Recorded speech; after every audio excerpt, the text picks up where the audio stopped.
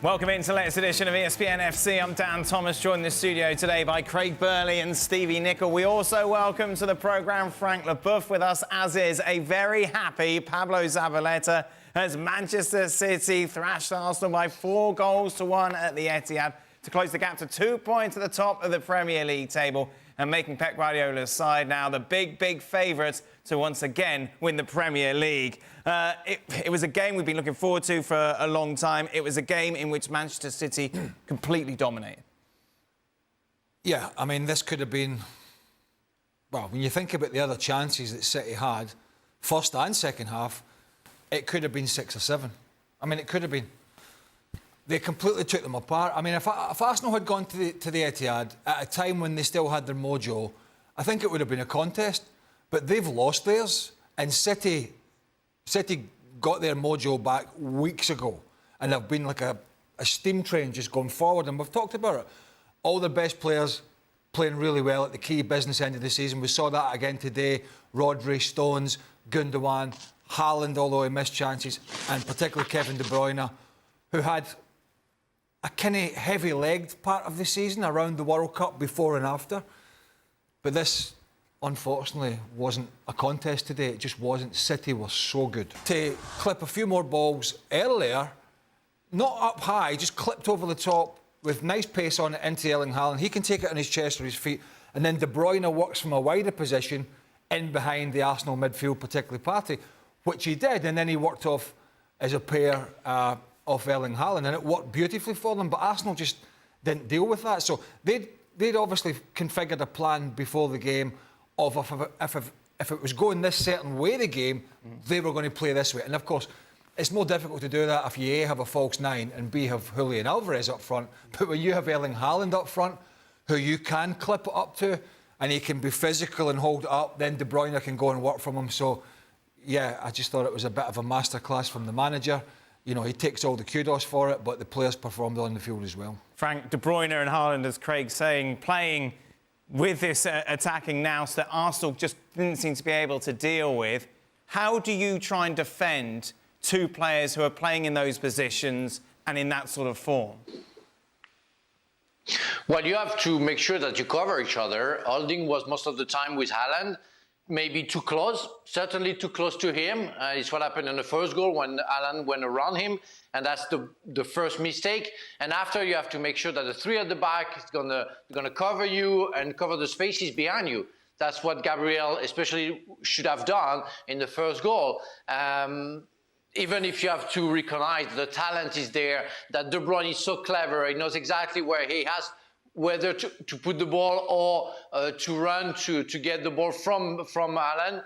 So it's, I wouldn't say it's impossible, but definitely if you stick to Haaland and you allow him to use your body to turn around, that's the first mistake you shouldn't do. That's the basic mistake you shouldn't do. You should avoid to do that. But you have to recognize that those players are absolutely fantastic. And it's why I was a little bit bored during the game where obviously, and it was too obvious, Manchester City was too strong comparing to Arsenal, who I think some players didn't play their game and were kind of lost during the game. Pablo, how much did you enjoy watching this performance from Manchester City? Dan, to be honest, I just sat in the sofa for 90 minutes, 95 minutes, and I really enjoyed that. What a game, what a team performance that was. And from all the players, I mean, individually, they all performing at their best, collectively as a team, they all flying, incredible. It was a pure joy to watch Man City tonight. Incredible performance. And that's great to see at this stage of the season because they planning for the triple. And when you see the team performing at that level, of course, we all have a dream that we can see Man City winning all the trophies this season. But of course, it was a fantastic performance from all of them. So congratulations to the players, to Pep, because every time we see something different. We know that they have Haaland now, and how they play. Sometimes they go long, they play more direct. Haaland coming deep. set the ball for midfielder or Kevin De Bruyne to run through midfield or defenders. They always find a way that they always make the difference. So that is a proper team. Let's put it in context. Manchester City squad is such that he could leave out the man of the match from an FA Cup semi-final, Riyad Mahrez, that scored the hat-trick. That's where they are. That's how good Bernardo Silva has played. That's how good Jack Grealish has been. That they can effectively take it. OK, it was against the Championship side, but it was still a Wembley semi-final. It was still a hat-trick. And this is the biggest game domestically of the season so far for Man City, and he leaves them out. I think that tells you where they are as a side. And look, if Arsenal go on to finish second or whatever it is, and that looks likely, this isn't the game that's they're going to look back and say, this cost us, because this could always happen against City. It's the consequences of what's happened in the previous 3 games, particularly the last 2, or particularly the last 1 against Southampton, that has put them in this position where they were on the back foot mentally and physically going into this game. They were lacking confidence, going into this tie. They knew it was probably drinking in the last chance saloon. Whereas 3 weeks ago, it looked like they could go up to this game here, take a drop and walk away, and still be in pole position by quite some way. So, I mean, the wheels have come off a lot quicker than I thought they were going to be. They've got over a few hurdles this season, but the last 3 games before this have really surprised me how it's fallen apart at the seams for this Arsenal side, because I didn't really see that coming, I have to be honest, because they've been super all season. But I don't know if it's pressure, tiredness, lack of rotation. I don't know what it is. But one side looks super fresh and on the front foot, and Arsenal now, since that Liverpool second half, have been on the back foot with the fixed bayonet up. Frank used the word boring. It was a non-contest, really, in the second half. I went to go and get a sandwich. It was one of those games the last 20 that it was inevitable. You knew exactly. Are you surprised how easy this was for City in the end? No, because I think we have to realise that Man City at the best, which they are right now, even against an Arsenal side, had they been at their best, Man City, you back Man City all day long. And Man City really are, for anybody. And if I'm Newcastle, I'm looking at Man City. If I'm the owners of Newcastle and I have all this wealth and all this money, I'm looking at Man City as the model that I want to follow. Because in terms of where they are and the development, these two clubs there's a huge divide, not just on the field, but in how they run the club. Man City over the last few years, just every year go and add a player that costs 100 million. To be able to do that and to be able to add a player like Haaland to an already great side is why they are so good. So if I'm Arsenal, I'm disappointed, but I need to look at it and say, right, how do we get closer to this team? And that's how you go about it.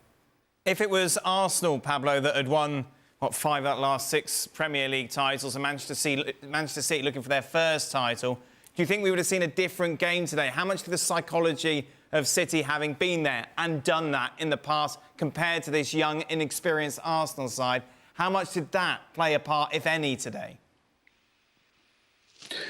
Well, of course, when you have players in the squad, when the team that they've been in this situation before, and they can, hold the pressure, and I know that makes a difference for the team, of course. Man City Football Club is a club that they've been in this situation and they've been dominating the English football for the last 10 years. It was tough at the beginning. I remember quite well that it was Manchester United, it was Chelsea, Liverpool. It was quite hard to compete against them. In those situations, they've always been better than us.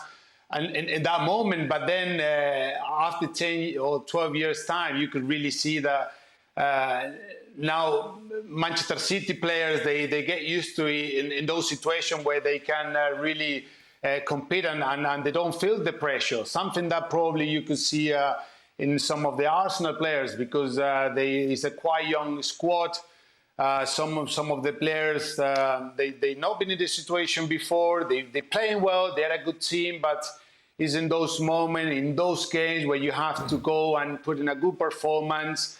You have to do almost a perfect game to beat like a team like Manchester City, and I think Arsenal was absolutely hammered today. So they gave no chance, and that is the big difference when you really see and when you really compare both teams. You must have had it at Liverpool, Stevie. Just this belief that obviously you can't teach, but something you just garnered over the years. Well, what happens is you without knowing it, you become a sponge.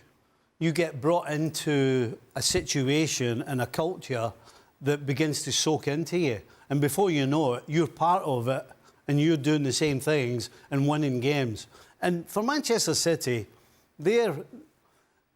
every single game for them is the same because they're expected to win. And so, as I said, that culture and that experience means that regardless of how big or how small supposedly we see a game, every game for them is the same. So when it comes to a big game, there's no extra nerves, there's no extra nothing. It's just another game that they have to produce. That comes from the manager. Absolutely. And we talk about all the silky football that they've played and they do and all these great players. You tell me, and this is how difficult it is for other teams, you tell me another team in club football that works harder and to win the ball back than Man City. Kevin De Bruyne doesn't slack. Bernardo Silva doesn't slack. Erling Haaland, Rodri, Gundogan, all these players that have been there, seen it and done it, they don't sit back and admire and allow other teams possession. They go in bunches and just... Even Arsenal, who have been very good at passing the ball this year, couldn't get the ball, couldn't retain the ball, couldn't get it to Saka, couldn't get it to Martinelli, couldn't get it into Odegaard, and it hardly ever saw the feet of Gabriel Jesus for long times. And that's not just because Arsenal are not quite as sharp in their passing. It's because City make it so difficult because these big-time players, they have the mentality, Dan, that they work as hard as everybody else. The manager doesn't take 70%, 80% bench. Anybody who's slacking and not closing down, I've got somebody else that will come on. And we saw that with De Bruyne, obviously, early in the season, in reference. Yeah, and I don't think it wasn't the fact that he wasn't working hard. He just looked under fire. He looked a little bit heavy-legged. He looked like he needed a little rest or, just freshen up a little bit. But that's how demanding he is. What other manager's going to not play Kevin De Bruyne unless he's injured? I don't think there is one. And when I say demanding, I think you saw the difference today. When Man City were closing the ball down, Man City were closing the ball down to win the ball. But when you looked at Arsenal, and we've seen all the TV programmes and all the things about the coaching that Arteta's doing, and again, it goes back to where these two teams are and their development. Arsenal were in good positions closing the ball down, but they were a yard further off. They were in good spots, but that extra little bit that Pep demands, and the players themselves demand from each other, one was standing in front of the ball and the other one was going to win the ball. Everything Arsenal did today, with and without the ball, was hesitant. Right. It was kind of hesitant, worried about giving a pass away, worried about committing to a press because of what was going to happen behind, and it was just a very hesitant and I think lacking belief performance. I don't think they believe today, and I think for most of the season they have believed that they are as good, that they can beat City and they can go and win the league. I think certainly today, off the back of recent results, they look like a team that kind of knew if City played well, they would win. Go on, Frank. Yeah, I want to go back to Pep Guardiola effects on the players and the fact that what Stevie explained about being a sponge and getting the process of getting the experience and being in that process, you learn very quickly. But because of Guardiola, you have a very fast process. And what they did, unlike Chelsea, is bringing one player per season, maybe paying him 100 million. And I want to take the example of Grealish, where that guy had such a hard season last season, but got the experience. Because don't forget, it just comes from Aston Villa. He didn't get that experience. Now he's an international player, and now you don't see the difference. He's one of the leaders. He knows exactly what to do. He had that experience because of a coach, because of teammate that he has. And this process has has come very, very fast for him because of the environment. That's not what's going on for Arsenal, where they are very young players, and many of them.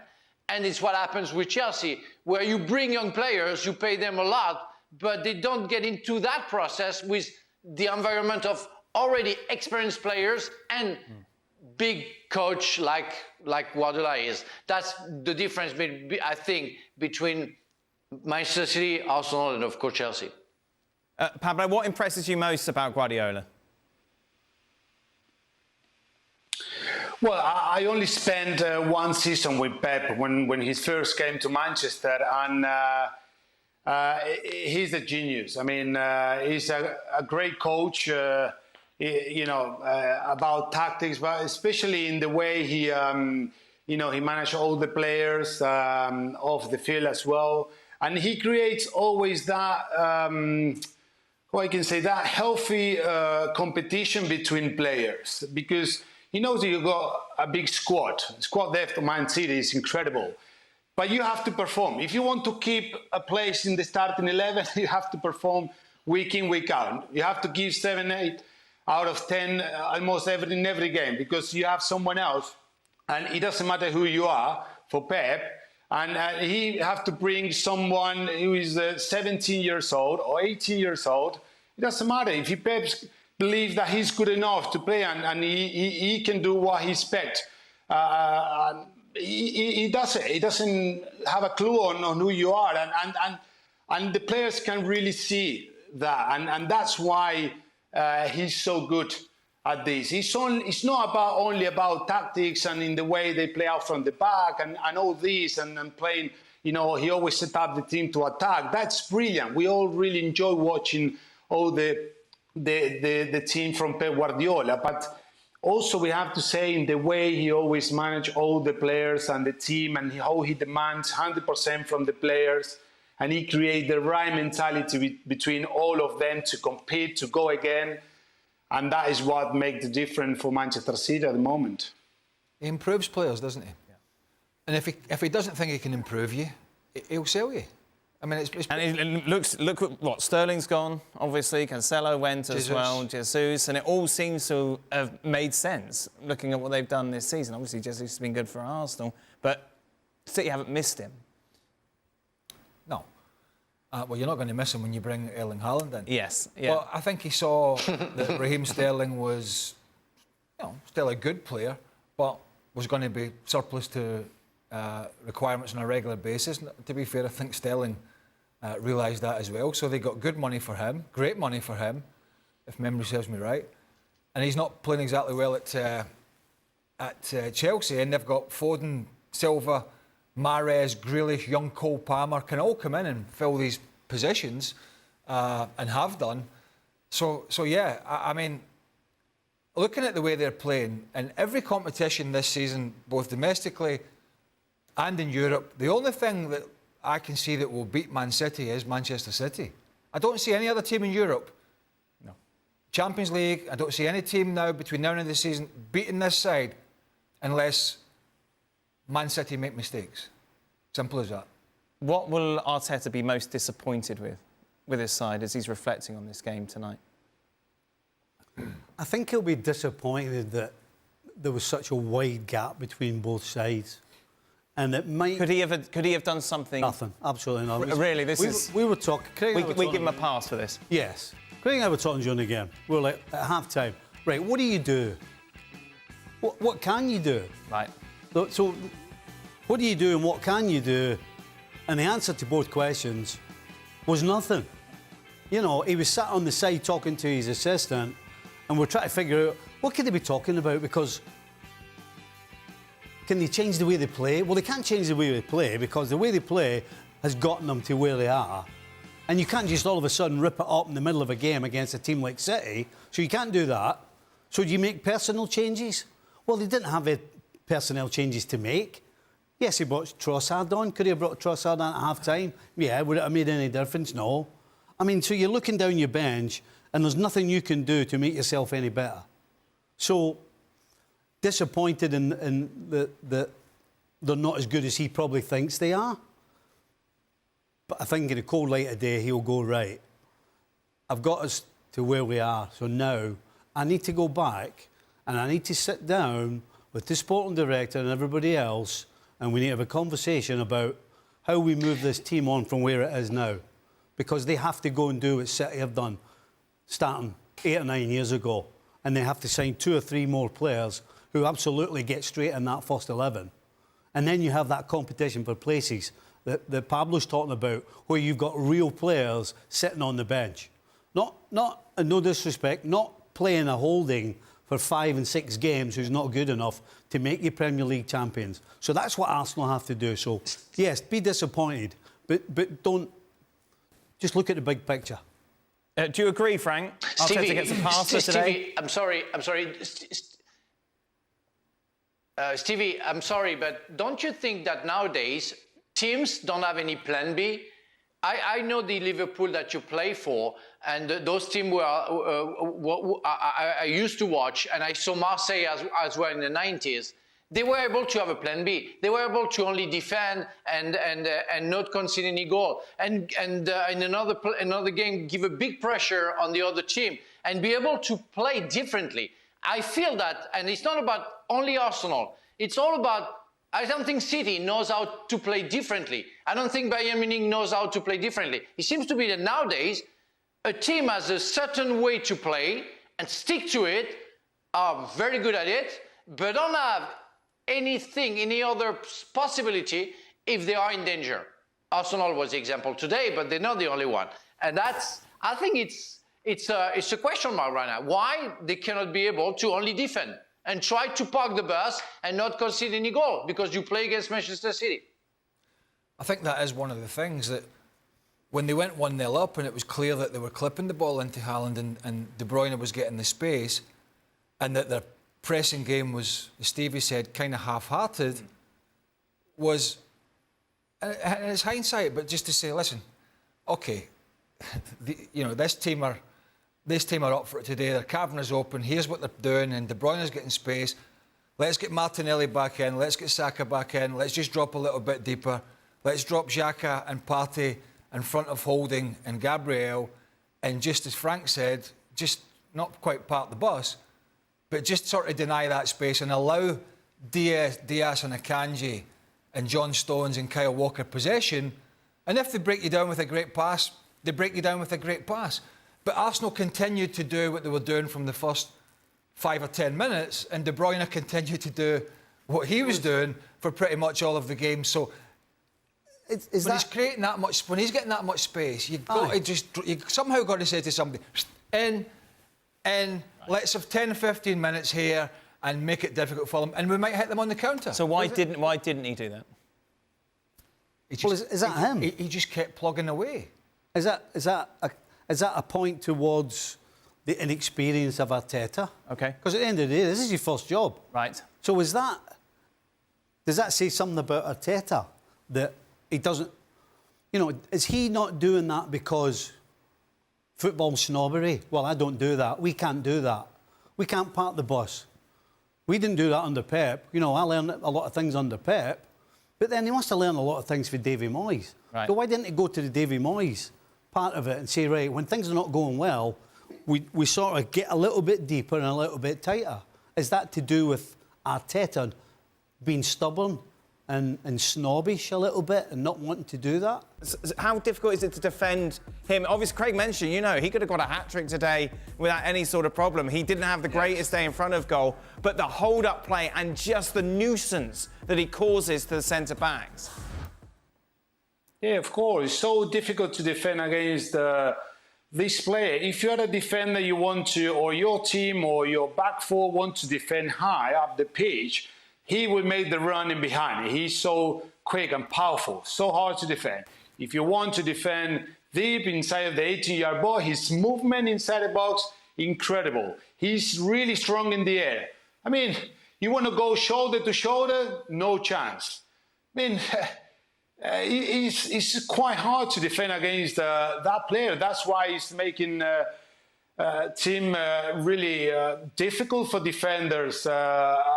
Again, Haaland, his first season in the Premier League, And, you know, at the beginning, everyone was saying, because that happened with all the players when they come from abroad, you know, Germany, Spain, we want to see him in the Premier League, you know, one of the toughest league and all that. But he's killing, you know, absolutely everyone. He's smashing all the teams. And it seems like if he was more clinical today, he could have scored 3 or 4 goals. And he's exactly like that in every single game.